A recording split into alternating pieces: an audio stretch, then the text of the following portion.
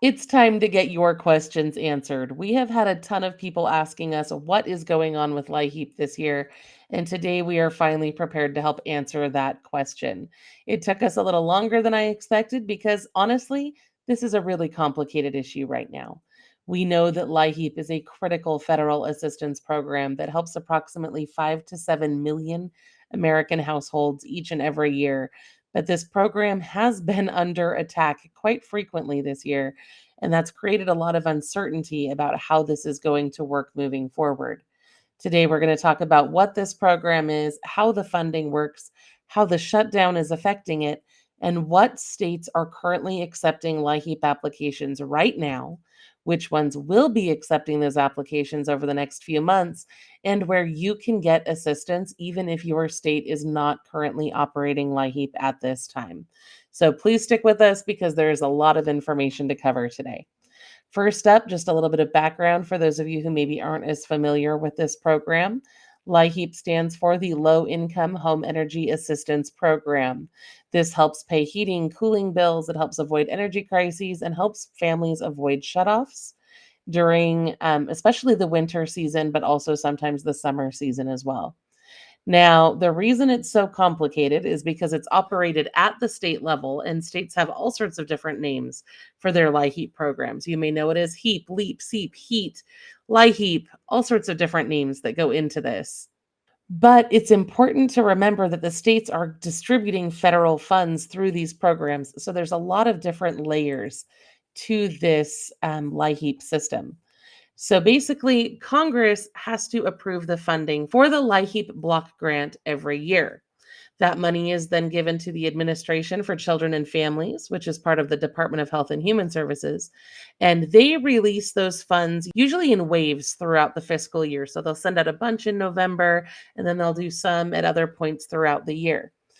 The states then take that money and they give it to local agencies and even utility companies in some cases so that it can be distributed to those who qualify for the program and need that assistance. More often than not, you're going to be able to access those LIHEAP funds through your local community action agency. Now, this is how it usually works, and usually this process is smooth and fine, and it just happens every year. This year, we've seen some complications. So, you may remember that on April 2nd, the Trump administration fired the entire federal staff for the LIHEAP program. At that point, states lost access to federal training, guidance, oversight, those things. And on May 2nd, a month later, the White House released a budget that requested $0 for this program, meaning that they essentially wanted to defund it and end it. Sources that I reviewed today do claim that Trump requested zero funds for LIHEAP in 2018, 2019, and 2020, but that program continued to be operational because Congress continued to fund it anyway. So there is some hope that that will continue to be the case. In fact, we do know that House appropriators proposed $4,035,000,000 for LIHEAP in fiscal year 2026. That's a $10 million increase from prior levels. The Senate appropriators proposed a little bit more than that, but they also raised concerns about the formula used to distribute the funding to the states, and they also requested that ACF release 90% of those funds by November 1st of each year. That is a request that was also made by the National Energy Assistance Directors Association. So there's a lot of different agencies that are requesting that the majority of those funds just be given to the states right off the bat instead of released in those slower waves. Now, again, the White House request was $0, but the White House request is just a proposal. It's Congress that actually sets that budget. So both of these bills indicate that LIHEAP funding is likely to be approved whenever Congress gets around to agreeing on a federal budget. Now, here's what we know so far about what has happened.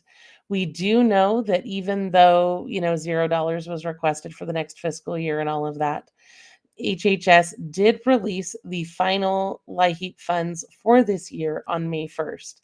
And that's why people were still able to access that program over the summer.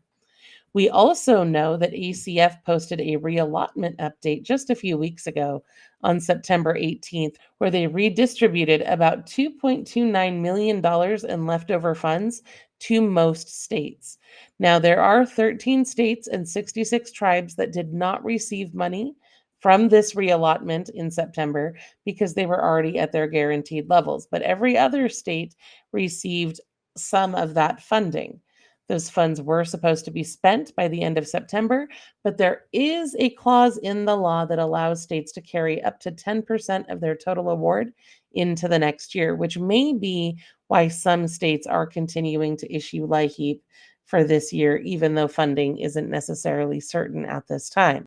And of course, that uncertainty comes down to the government shutdown, right? We are currently in the middle of a government shutdown. As of the time that I am recording this video for you on October 7th, no agreement has been reached. They're still negotiating on that. And until Congress agrees together and signs a bill that provides some sort of concrete LIHEAP funding, we're not really going to know what that looks like. We do know that both the House and the Senate want around $4 billion in funding for that program. So I am optimistic that eventually, when they do come together, we will see those funds be made available for the people who need it. However, that's not necessarily going to help you right now today. So let's talk about what this means for you in the short term. So you may still be able to get help from the remaining funds that some states have, and states can also use their own funding for this. Not entirely sure how these states are funding this program at this time, but we do know that LIHEAP applications are currently open in Illinois, Indiana, Minnesota, Ohio, Washington State, and Wisconsin. However, if you are in the state of Illinois, you need to know that they are only accepting applications for seniors, people with disabilities, families with small children, and those at risk of shutoff. Everyone else has to wait until November 1st for those applications to open up more generally. Now, in November, we're also expecting to see those applications open up in Tennessee and Washington, D.C. And we've heard that North Carolina and Georgia intend to open theirs in December. Georgia will be initially opening those only for seniors and people with medical needs, and then everyone else can apply in January. That is what we've been able to confirm so far. We know that most other states are waiting for some sort of federal guidance before they begin processing those applications and things. So most states are likely to see a delay as we move into this year. Given the current status of the shutdown, it is not clear if and when that guidance that they're waiting on will become available. There may be a considerable wait in some areas, depending on how long this drags on. We do know that the longest government shutdown so far has been 35 days, which would push us into sometime in November if it were to be that long, but nobody really knows what's going to happen. It depends on how quickly Congress can work together to figure something out here. In the meantime, our team will continue updating our website with more information about what is going on in different states in regards to LIHEAP as we are able to find that information. You can see that link there on screen. It's lowincomerelief.com/LIHEAP. And if you scroll down just a little bit down the page, we have a list broken out of what states and when are going to be making those funds available for you. If you happen to get an update about your state and you want to help contribute to our list, you can send your information over to tips@lowincomerelief.com, and we'll help make sure that that information gets out for others as well. Now, in the meantime, if you're in one of those states where LIHEAP isn't going to be available and you know you're going to need utility assistance, there are still things you can do. The first thing you're going to want to do is go look up the shutoff or disconnection moratorium coverage in your state. A lot of states have special rules that say you can't be disconnected over the winter because it would pose a serious hazard to you. But those rules do vary pretty dramatically based on where you are. So you need to figure out what rules apply to you. Now, that does not stop you from having to pay your bill. If you don't pay your bill, you will still eventually face a shutoff whenever that moratorium ends, but it could buy you some time while we're waiting for this government shutdown to resolve and for those LIHEAP funds to become available. Another thing you can do is reach out to your utility company and ask if they know about any crisis help. Even if LIHEAP is not an option, they may be able to work with you to find another form of assistance. They may know about other charities you can turn to. They may be able to be more willing to work with you during this period of uncertainty. You may have additional options, but you won't know until you reach out to your utility provider. Another thing you can do is call your community action agency. They're usually the ones who administer LIHEAP. They may know of other forms of utility assistance as well. Definitely reach out to them and see if they know where you can go for help. We also have a list of other charities that often help with utilities. We have all those in another video we recently released. You can see the title of it there on that slide. I would recommend that you go reach out to one of those and see if there's anything they can do to help you in the meantime as well. Now, there are a couple of other options that are a little bit more unconventional as well. For example, I have heard that some Medicare Advantage plans may have utility cards or some sort of benefit that may be able to help you with your utility costs. But again, I am not a Medicare expert. That's why I partner with Chapter, because they can go over all of the 20,000 something Medicare plans that are out there and help you make sure that you're getting the right benefits from your Medicare coverage. They'll look at what doctors you see, what medications you need, and make sure that you're not compromising on your health care when you're looking at plans and the different things that they provide. So, strongly recommend reaching out to them. It only takes about 20 minutes, and they're saving people on average over $1,000. So, it's a great thing to look into.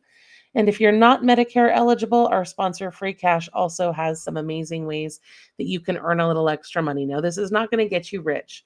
Their website says that users earned on average like $38 yesterday. So it's not going to replace a job income, but it is a good way to help patch up deficits if you need help with a certain bill. They help you make money by playing games, testing new apps, taking surveys, and more. And you can get started at that link that you see there on screen.